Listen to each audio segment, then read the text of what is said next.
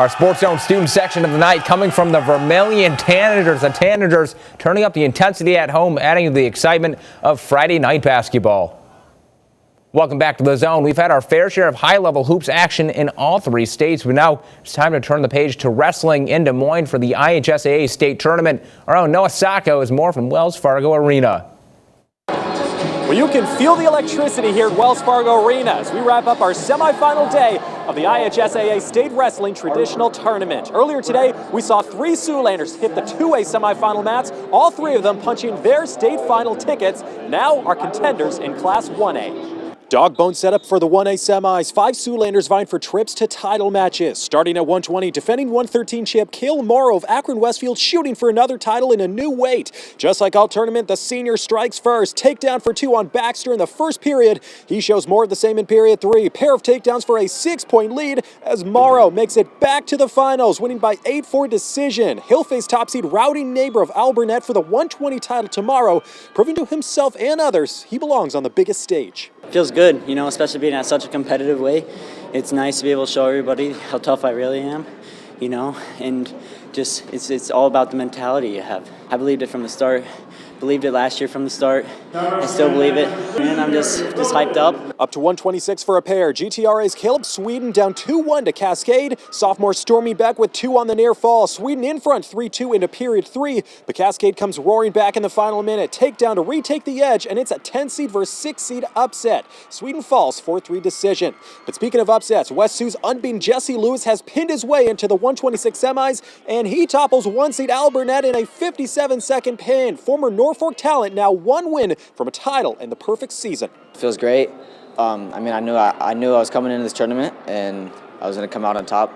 You know, feeling pretty confident walking into every single match. I feel bad for every single person that's in front of me because they're just an obstacle. 132, Akron-Westfield's Jaden Friedrichs throwing first punch on North Butler-Clarksville. Takedown for 2, but the unbeaten top seed controls the match from there. 12-4 lead towards the third period fall on Friedrichs. Westerners' title run ends here. Ending in 175 now, Emmitsburg's Jace Nelson Brown in a rematch of last year's semifinal with Nashua Plainfield, and the Ehawk make sure it's a return to the title match. Takedown and near fall for a quick 4 points.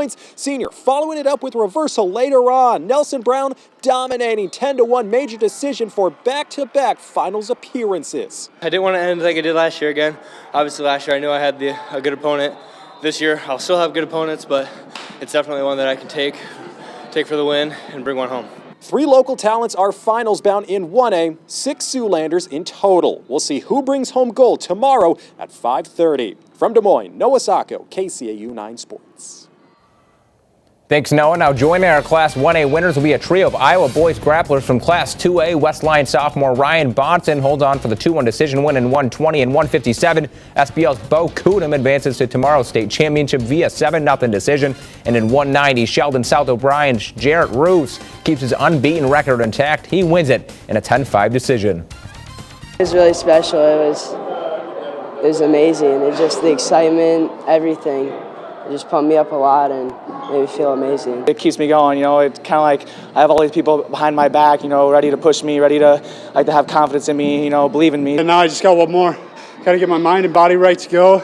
We'll be ready to battle tomorrow night. Iowa's not the only state with state tournament action on the wrestling mats. We have plenty of title contenders remaining in Nebraska. 22 total wrestlers looking to book a spot in tomorrow's state championship matches. Let's head to the action. On the girls' side, SSC's Madeline Bonet securing the points for South Sioux City. She earns a spot in tomorrow's state championships in 105 via pin.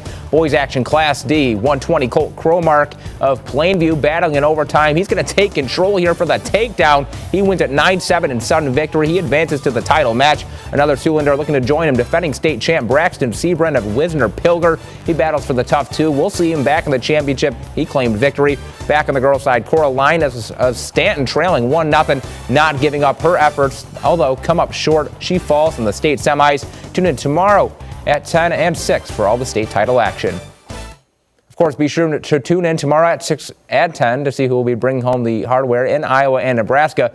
But now it's time to get to the rest of tonight's action as Dakota Valley hosts Madison in a basketball doubleheader. These highlights courtesy of our friends at Metro Sports TV. Starting off on the girls' side, Ella Otten, top 5 in scoring in the state, averaging over 17 points per game as an 8th grader. Right when we talk about her, right on cue, she gets some space, knocks down the 3. How about a 5-0 run to start the game for DV?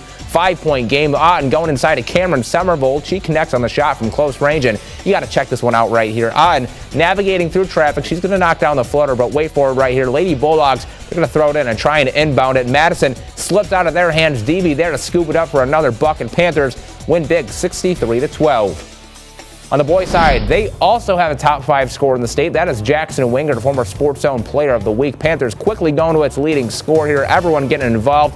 Wingert finishing with a spinorama to make it 32-25 DV. Home team putting together a nice run here. Great find by Grant Vandenhall to Luke Bruns. He rattles in the trifecta. They lead 37-28 at half. DV feeling from 3 in the second quarter. Why not keeping it going in the third? Logan Collette from deep. It is cash money. Panthers defend home court and secure the DV sweep, defeating Madison 74-52.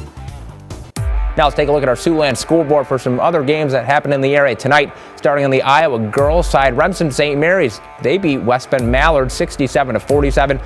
Also, Sioux Central picking up a nice win over Manson Northwest Webster 61-36. Moving over to Nebraska boys action, Cedar Catholic, they defeat Norfolk Catholic 59-44. And Wayne, the Blue Devils with a big win over Pierce 65-41. Back to Iowa girls, Newell Fonda, the Mustangs looking to go back to state. They're moving one step closer with a 73-27 win over AGWSR. And then South Dakota, Elk Point Jefferson comes up just short of T area. Titans defeat the Huskies 48-39. For the rest of our scores, head over to our website, SiouxlandProud.com. We've got to take another break, but don't go anywhere. We'll announce our nightly awards, including our Player of the Week and Top Stop honors. Stay in the zone. Hi, this is Dylan Bosma, SportsZone Basketball Player of the Week. This week's winner's coming up next.